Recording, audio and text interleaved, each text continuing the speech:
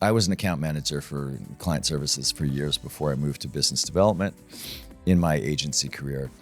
And we talk about the duality of the account services role. On one hand, they're there to serve. On the other hand, they're there to lead, and growing is leading. Many people watching this will be very familiar with my next guest, but today I'm delighted to have Blair Enns in the studio with me. Blair is a globally recognised author, speaker, and the founder of Win Without Pitching, a sales training company that has transformed how creative professionals position and sell their expertise. Blair is the author of 3 books: the Win Without Pitching Manifesto, which is a rallying cry for creative agencies to stop giving away their thinking for free. Also, his other book, Pricing Creativity, is a guide to pricing your work based on value, not hours. And now his latest book, The 4 Conversations, is a model for selling expertise. And if you've ever felt stuck in the sales process yourself and maybe unsure how to talk about money, or like you're chasing clients instead of leading them, then this is for you. Blair, thank you so much for coming. Jenny, it really is my pleasure to be here. Thank you for having me. Well, thank you for taking the time during your London trip. And I want to start off by talking about the book, The 4 Conversations. I read the book and I absolutely loved it. But it felt like you were giving away your whole sales program. Oh yeah, we're starting there, are we? Yeah. But tell me why this book? Yeah, so 2 reasons, I guess. The first is my first book, The Win Without Pitching Manifesto, which came out in 2010, is really, I think of that as the Yes You Can book. It's a manifesto, so it's meant to kind of inspire. It's 24,000 words. It's easy to read. I wanted you to be able to read it on a plane ride, put it down in the end, and be inspired to pursue a new way of thinking about growing your business. There's not a lot of here's how to in that book. The here's how to is in our training program. And the model that we teach, as you point out, is the 4 conversations. It's the model off of which we hang everything that we do and teach. And so I thought for some years about, should I put this in a book out there into the world? With obviously the fear is, will this cannibalize training?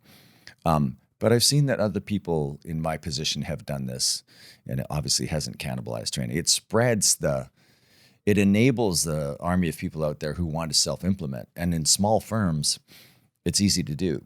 The owner can read it, a few key people can read it, maybe the entire staff can read it if it's small enough. But once you get to larger firms, reading it and knowing the conversations or understanding the conversations versus practicing them under the guidance of a coach, those are 2 different things. So my thesis is, and it has yet to be proven true, but my thesis is ultimately it will drive training. And I mean, if it doesn't, it will sell well as a book and it will serve the business well. And I feel happy and proud for having put it out in the world, and many people will self-implement just based on the book itself. And I'm okay with that. That's great. That's great. And I'm glad you did. And there's actually several of my clients have given it to their whole staff. So it's already a huge hit, even though it's relatively new to come out. There's a lot of advice in the book. For you, what's the one piece of advice that intellectually people get, but they resist implementing?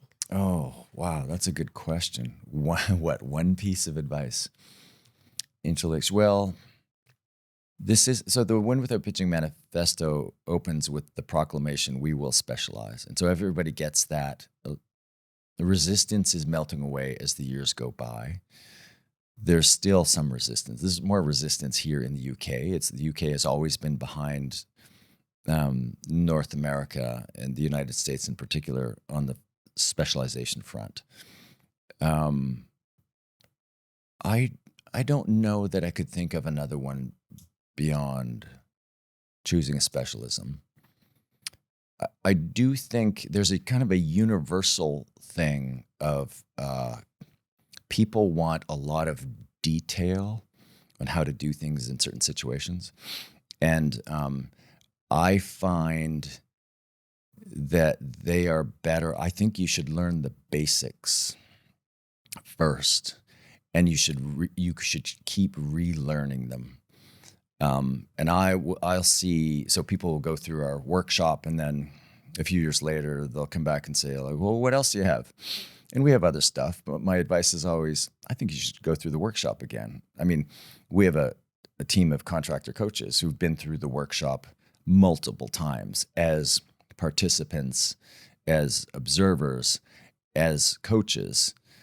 And after the 7th, 8th, 10th time, they're always commenting on how much they've learned. So I think the universal piece of advice that I think people don't, that they resist is do a good job of learning the basics, the foundations. I totally agree with repeating. You must see that in your business too. I do. I think it's so well observed. I'm interested in what you've just said about the UK. Why do you think we resist specializing? I don't know. Some markets are just behind other markets for whatever reason. And I don't know what the reason would be in the UK. But I remember my first UK client who came over. He saw me speak at a DBA event in London. And then he came to an event that David Baker and I were running in Nashville. And I had dinner with him afterwards. And he said, I can't get over the difference. He said, here in Nashville, you talk about specializing and there's no resistance. And I saw you speak in London on special, and the entire audience was fighting you, was pushing back on, one of the fundamental laws of supply and demand economics. Why though? I mean, what's behind it? Why do you think there's so much resistance to this? And when you say specialize, you're talking about narrowing your positioning, right? Yeah. I think the creative craft is largely better here. So I think there's more and the entrepreneurial craft is better in America. So the craft of running a business, of being businesslike, is better over there. The craft of doing really good work is more important here. And it is a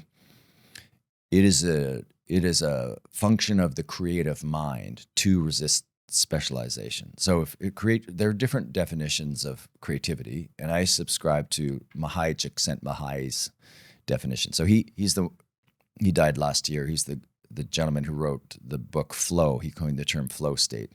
And he was a psychology professor at the University of Chicago. He studied creativity and happiness. And his definition of creativity is the ability to see. It's the ability to bring a novel perspective to a problem. So if that's your superpower, thinking about a problem differently, then when it comes to shaping your business, you will resist the need for the business to focus, because you want to play to your strength, which is the ability to solve the problem that you have not previously solved.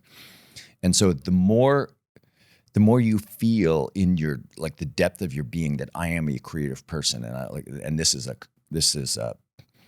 the more you identify with that, and let's put that and being an entrepreneur on a spectrum. That's not fair, but let's do that.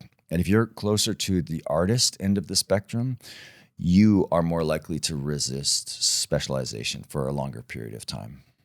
It almost feels like you're putting guardrails on me. I want to be sort of divergently thinking rather than boxing me into, I have to stay within that parameter. Yeah, and I was explaining to somebody yesterday, you and I were at an event yesterday, and I was explaining to a creative firm owner that I see the principal, the owner of the business, I see them as a wild Mustang galloping across the plain, going wherever they want, doing whatever they want.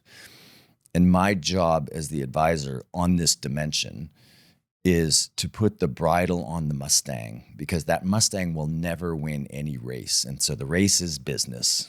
They will never win. They're free, but they will never win.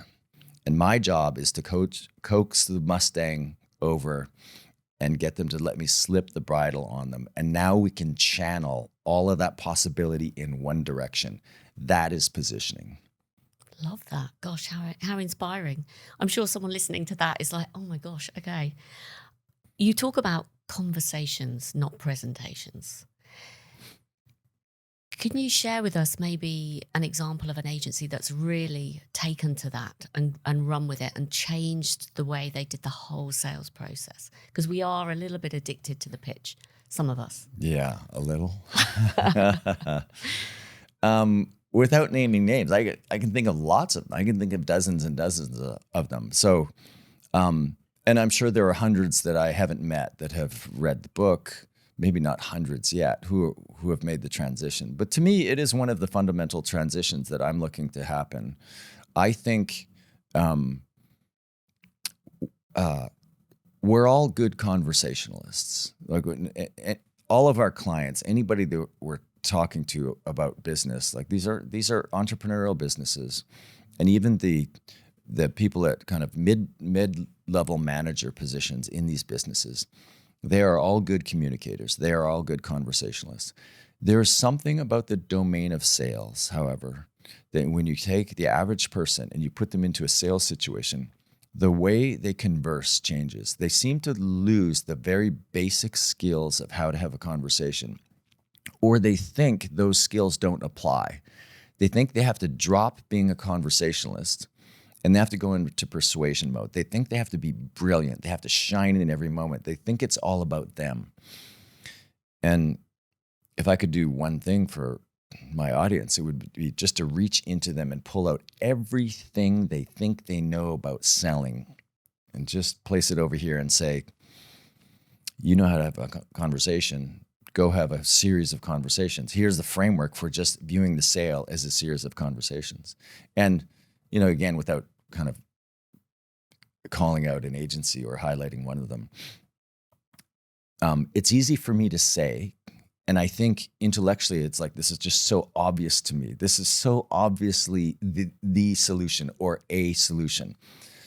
And people will agree with me intellectually. Maybe this is back to your first question. What do they resist? They agree intellectually, but it's so hard. I actually think it's quite humorous how hard it is for somebody to actually just show up and have a conversation.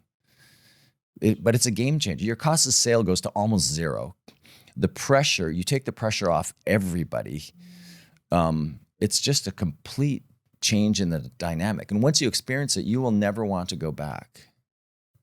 Do you think it's about mindset? Because partly my next question is about mantras, and that comes through the book. And let me just read it if I can get this right. You talk about repeating the mantra before you go into a sales conversation. Yeah. I am the expert. I am the prize.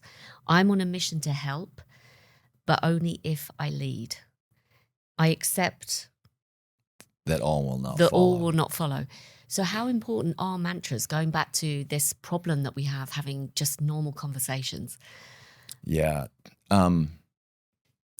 I think so that mantra is under the principle in the book of mindset first. So we teach frameworks and principles. So it's a model for how to think about the sale, this idea that happens in a series of 4 linear and discrete conversations. And as I say in the book, all models are wrong. Some are helpful, some are useful.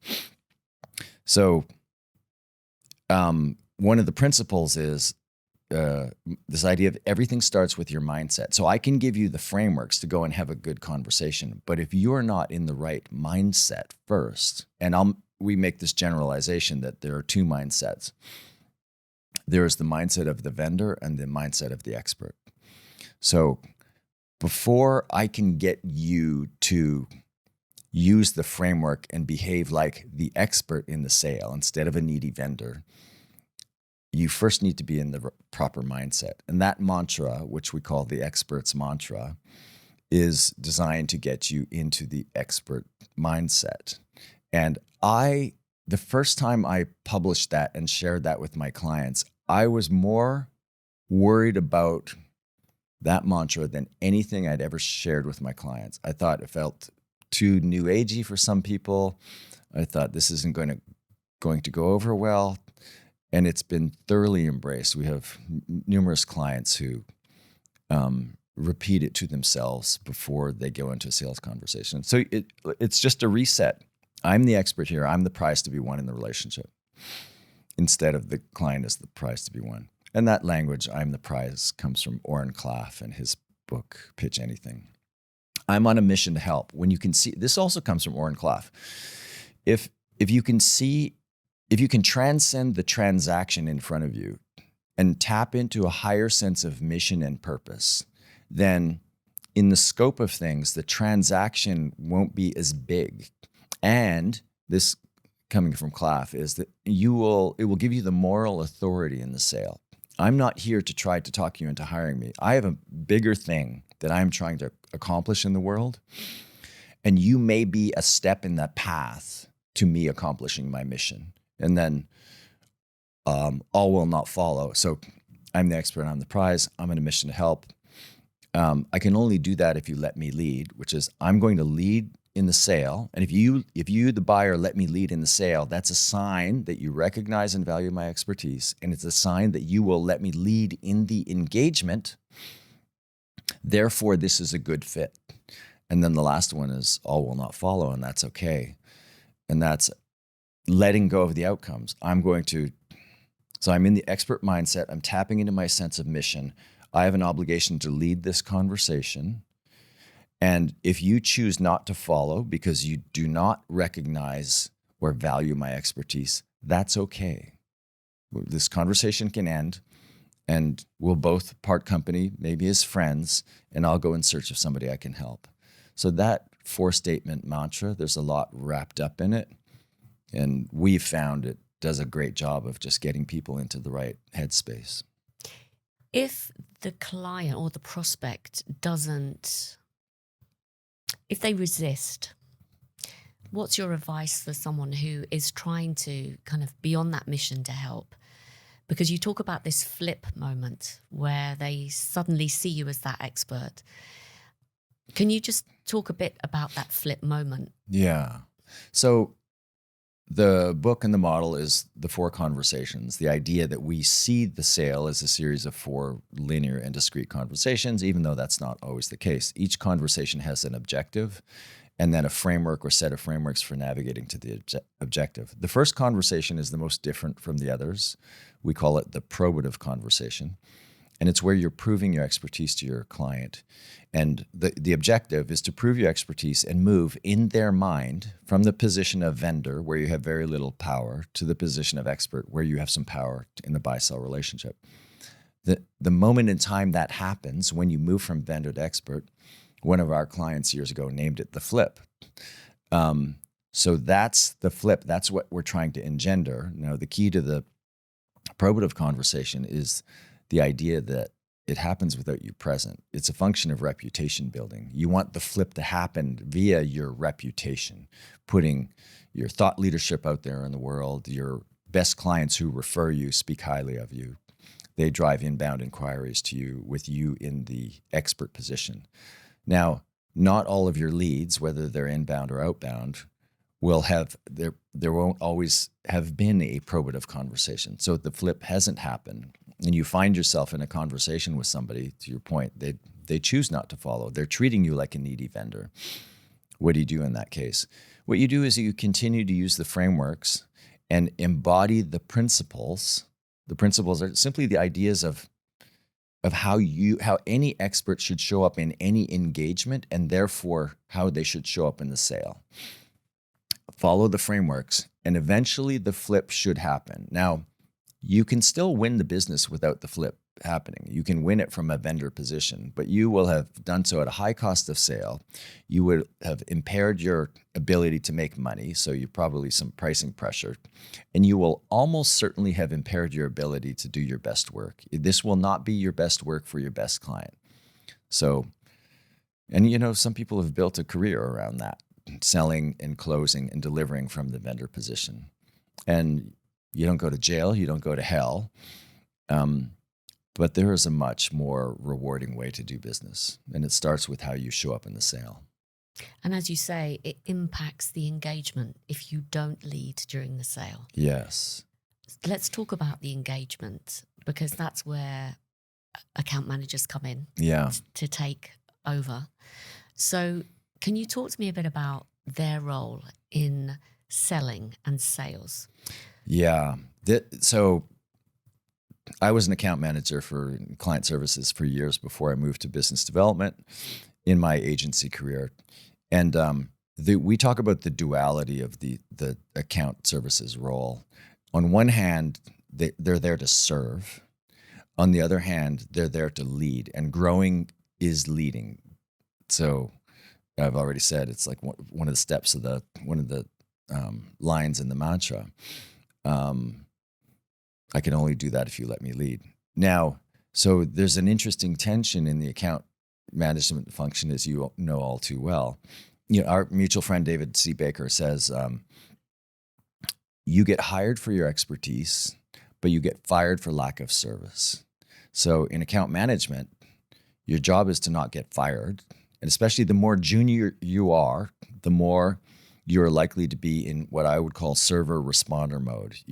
The client needs something, you take care of it. Service, you don't get hired for this service, but you will get fired for lack of it. And as you get more senior, you have more responsibility to grow the account. That's a different mindset. And it's the hardest. This is not an easy shift to go from server responder mode to leader challenger mode, where a client's giving you a project for a brief on a tactical project, and you look at it and you go, this is actually an opportunity for a strategic opportunity for transformation or greater value creation. And in that job, the account person, what they should do is stop. Instead of processing the brief like a steady stream of projects and keeping the assembly line going, that's the moment when they should like press the red button or pull the cord that stops the assembly line. And then they go into leader challenger mode and say, great brief, do you mind if I ask you a few questions? And then use the framework for the value conversation and proceed from there. So that's how I think about the account services role. It's I have a lot of empathy for people in that role because I've done that role, and I know there is it's not just a tension, it's in some ways it's a conflict in the role and it tends to attract people who have helpful personalities. So they're more likely to be server responder. And then you ask them to lead and even challenge, like use language like, do you mind if I push back on some of the assumptions underpinning this brief? Do you mind if I take a minute and just challenge you on how you guys are thinking about the project? So that's not language that is used by somebody whose job is to not get fired.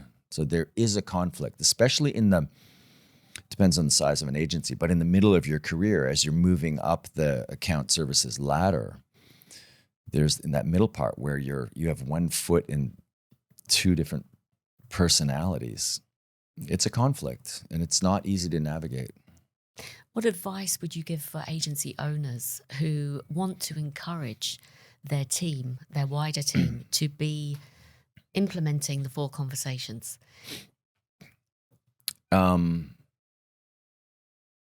when we do team training, I write and think from what we would call a new business perspective, because the probative conversation and even the qualifying conversation, the first person to person, less relevant to account people. So I would say the most important thing for account people is from the value conversation onward, value conversation, pricing and proposal development, and the closing conversation. But the most important thing is coming up with a model that works in your business for what constitutes a strategic opportunity. When does somebody stop the assembly line and have a value conversation? And who is responsible for having that value conversation? Because sometimes a more junior account person, you can't expect them to stop and have the value conversation about what's the value of thinking bigger about this. That requires a senior person. So you have to make a decision about just institute some policy around it. So the junior person would just flag to a more senior person, I think this is a more sizable opportunity. Would you have a conversation with the client? So you have to codify when somebody stops the assembly line, and who does what. Good advice. Last night we had a meetup in London, which was very, very well attended. They came to see you and David. And you have got some huge success stories with loads of agencies that you've worked with, hundreds and hundreds of agencies. What agency has struck you the most about their transformation as a result of working with you? Struck me the most. I mean, so I've been at this 23 years, so there are a lot of success stories, and obviously a lot that I wouldn't talk about as well. And I'm always hesitant to name names. So the ones that surprised me, where I would go in and do some training back in the day when we did on-site training, and we still do a little bit of it, but times have changed. I would go in and then the client would disappear afterwards. I wouldn't hear much from them. I wouldn't get any reports. And so I would assume, okay, they're in the category of paid for the training, learned some things, added some tricks to their bag of tricks, but have not revolutionized the sales process the way I want to do with every single one of our clients. And then I heard, so I have a client now, he second generation ownership of a business. I went in and did 2 days of training for 50 or 60 people, fairly sizable firm. They kind of disappeared, didn't hear anything. And then 18 months later, I heard from the CFO. He sent me a link to a podcast where he was on. And he said, I talked about you on this podcast. So I listened to the part where he was talking about us. And he said, I forget how many people, over 50 or 60 people in the firm. Maybe it was 130 or so. And he said, a few weeks later, they just stopped tracking and selling time. They jettisoned timesheets completely. And he was talking about the success of that. And then a couple of years after that, they sold the business. And the owner gave me a quote. He said, I can attribute $25 million in enterprise value directly to the training that you did for us. And that's a great story and it's a great number. But what was surprising to me, but I just thought they were just like, I thought, yeah, okay. Because earlier that week, I'd done the same training with another firm. And I left that thinking, they didn't seem interested. They didn't this was just something on a list to get done. I'm pretty sure, yeah, it'll pay for itself, but they're not going to be a success story. And then the second one was like, well, that was better. They were really into it. They were internal champions, which is really important for the work we do. And it must be with you too. If there's not an internal champion for this, then what's the point? But I was just, what I thought had been experienced, how much they had learned and onboarded versus what actually happened was a stark difference. And then 25 million isn't nothing. Do you ever value price your services? Because I know that you do workshops with a set amount and you obviously sell books and different programs, but do you value price? Yeah, and one of our 5 core values is lead by example. So we sell the way we advocate others to sell. So if somebody's considering buying training from us, they should get a sense of what we are going to ask them to do by the conversations that we have with them. They can try on, and it's so much fun selling. And then pricing. But we're a largely productized business, productized service business entirely now. So doesn't mean we can't value price. And I have done lots of experimenting with value pricing, but we generally don't value price beyond there are certain offerings that are available to organizations of only certain sizes, and the price is higher because there's using size as a surrogate for value.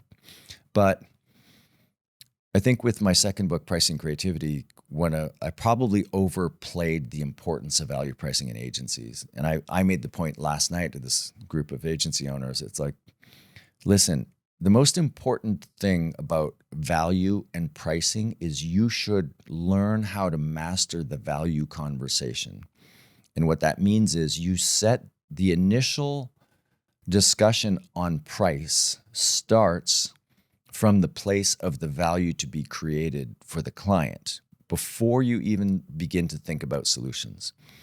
After that, so start the conversation, and you have to have an understanding of the model to fully grok this, but you have a value conversation where your objective is to determine the value that you might help to create, and then the share of that value you might command in the form of fees.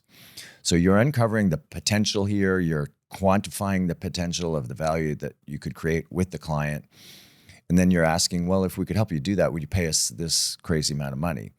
And the client might say, well, what would you do for that crazy amount of money? And your answer is, well, I don't know yet, I haven't thought about it yet. So you're setting pricing guidance based on the value to be created, not based on the cost of your solutions, because you're not allowing yourself to talk about or think deeply about solutions yet until you've had a pricing discussion based on value. Got it. Do you think, because a lot of agencies recently are talking about the impact of AI and that they should move towards not charging by hour, but productizing their services. How do you think that changes how agencies sell if they have got productized services? What kind of general pieces of advice do you give to an agency about pricing in general? To have a range of different types of pricing, or? Well, in pricing creativity, it was published in early 2018, and I spent a few years researching and writing that book. And in the writing of that book, I imagined the typical agency as a fully customized services business. And I even pushed back a little bit in the book on productization. And in the new book, I talk about the trade-offs of customization versus standardization on the delivery front, so productized or customized, and on the pricing front, price the product or price the client.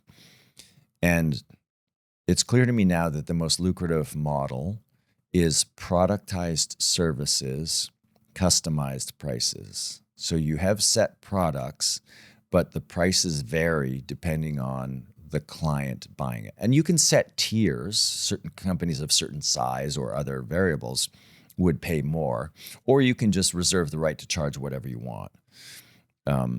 That appears to be the most lucrative combination. So I would think probably, early 2018, I should have been more advanced in my thinking. I shouldn't have been so locked into the customized services model. But there is a big move to productization right now.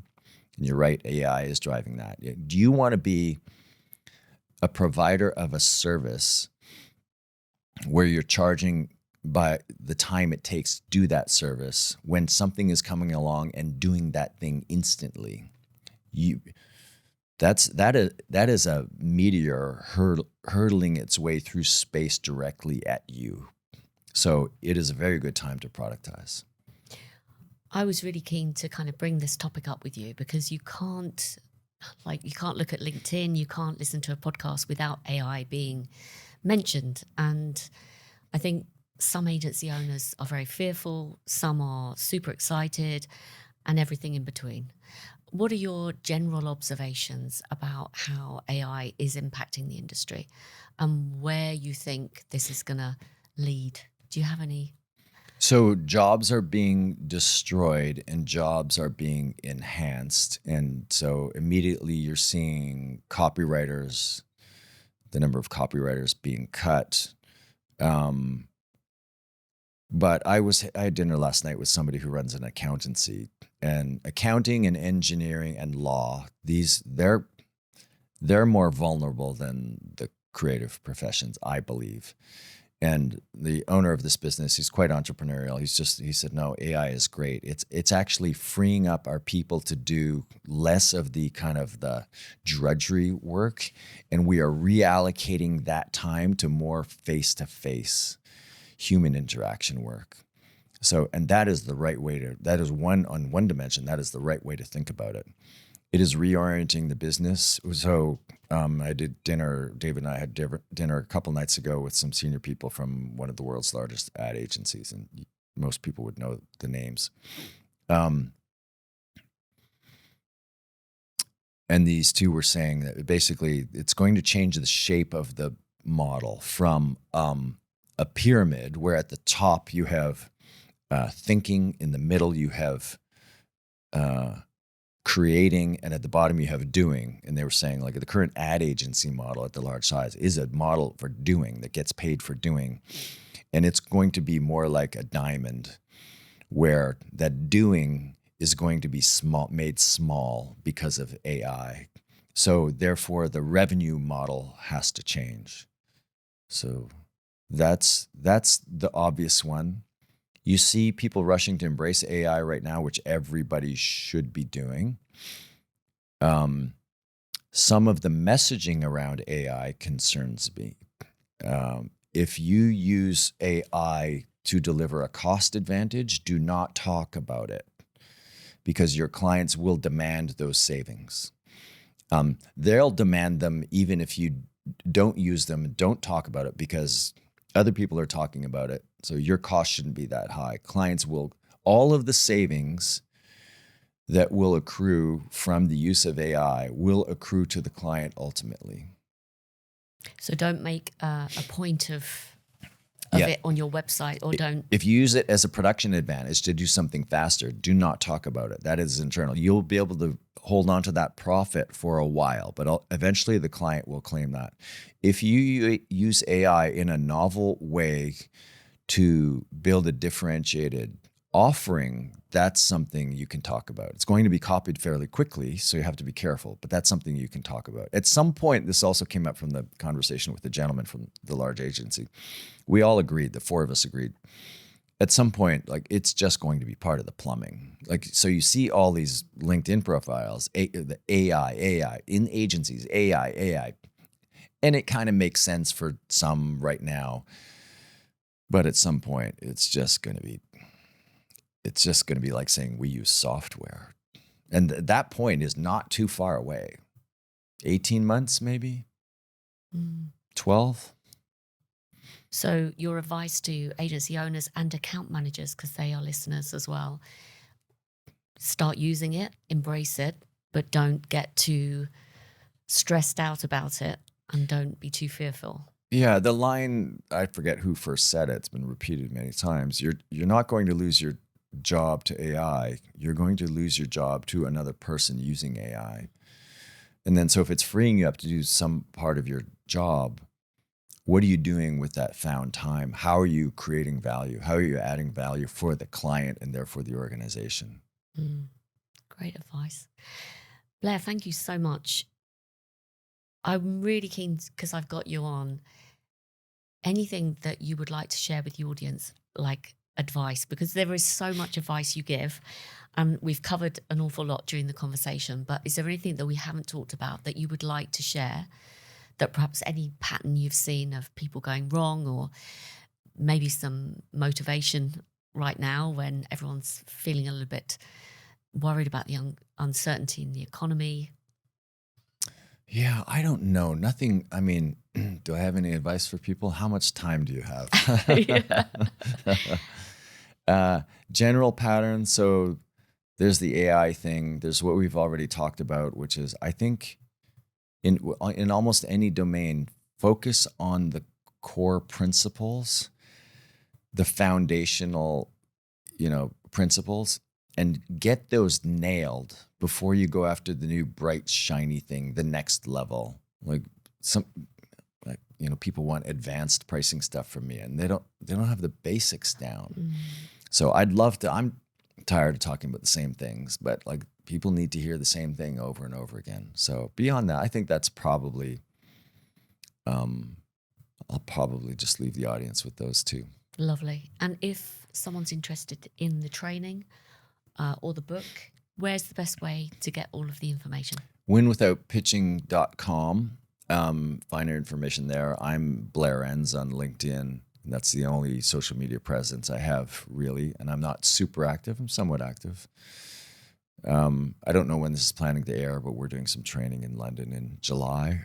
It's not publicly, we're inviting firms to it. If you can reach out to me, you can email me at blair@winwithoutpitching.com if that's something you're interested in. Great. Fantastic. Thank you so much. We'll put the links to that in the show notes. Blair, Great. Thank you so much for coming. Jenny, I really enjoyed this. I'm such a big fan of your work. So I just like I don't know anybody else doing what you do to the quality that you do it. So keep doing it. And thank you for having me as a guest. I appreciate it. I really appreciate that. Thank you so much. I hope you enjoyed my chat with Blair, and if you haven't already, I highly recommend checking out his book, The 4 Conversations. And you can also follow Blair on LinkedIn or visit winwithoutpitching.com for all of the information about his training and resources. And finally, if you're working in agency account management right now, AI isn't just a nice to have, it's fast becoming essential in the role. And used well, it can help you understand your client's world in half the time and personalize the client experience. You can also use it to help prepare for tricky conversations with more confidence, and also spot growth opportunities in the account before your client even brings them up. So if you're keen to future-proof your role and your career, and you're even curious to see how other agency account managers are using it already to stay commercially relevant, I've created a quick AI readiness quiz for account managers. So it's free and it takes only less than 3 minutes really, and gives you a personalized report highlighting your strengths, your gaps, and also practical tips to help you leverage AI to grow accounts and retain your clients. So you can go over to my website, accountmanagementskills.com, and take the quiz there. So that's accountmanagementskills.com, and you can take the AI readiness quiz for account managers. And I look forward to speaking to you on the next one.